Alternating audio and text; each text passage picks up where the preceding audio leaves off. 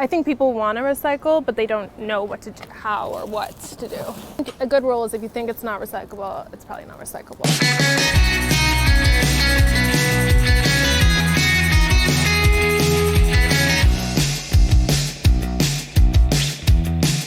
I think a lot about my grandma who grew up in the Great Depression, and if there was leftovers, she would make it into a casserole. She would make sure that everything was used as much as possible. Old clothing she would cut up and make into rags.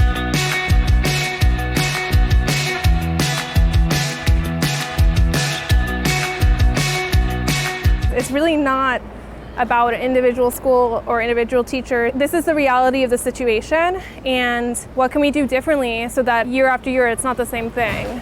And it was like this before COVID, and it's still like this. And I think a very easy thing is the free tables. I think you could also inventory better with like, what do you have in stock, and then kind of adjust the purchasing as a result of that. A couple pairs of sunglasses, toys, like I'll give this to my dogs, a tennis ball. None of that is recyclable, none of this is recyclable. They're Xbox 360. If you think about when someone moves, there's a lot of moving is expensive and shipping things is expensive, and so people will toss things that they don't feel is worth it to them to move. So like an ironing board, light fixtures, dishware, pots and pans, books. Let's go to CVS. Most stores waste a lot. So they waste things related to past holidays, just like excess inventory they didn't sell. Sometimes there's bad ordering, so you just end up with a lot of things for no reason. I see this all the time with their own prepared food like this. I think that not a lot of people eat this food or want this food, and so they should probably produce less of it. Or discount it heavily when you know it's going bad. One thing that I've experienced with CVS is they're very hierarchical. I spoke with a regional manager, and even they don't have control over the donation partnerships. You have to go higher up, and ultimately one of the people I spoke with had to get permission from the CEO. And you can't do that when you have a chain of 10,000 stores. You need to be able to empower the regional managers, the managers, even the employees.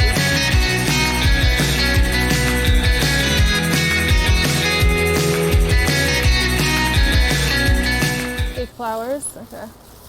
So definitely not recyclable. I'm gonna post it in my Buy Nothing group to see if anyone wants it. So no money is exchanged ever, and I love it. I think it's a really great community and a great way to meet your neighbors, and then also a great way to pass things along and give things to someone who you know will actually use it.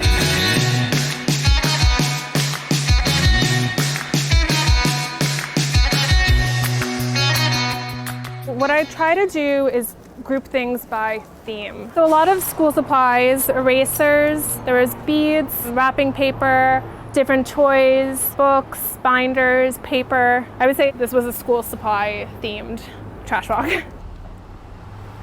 It's very useful, especially the stationery. The stationery is very useful. It's like a thrift shop. When you have the swap spots or free stores, it activates community and it becomes a gathering place and it becomes a sharing place. I think, to me, this brings out like the best in me, and I think it brings out the best in other people too. You know, we need to like use things that we already have in order to be more in sync with what the earth can provide for us, because we know that we're using way more resources than the earth can regenerate every year.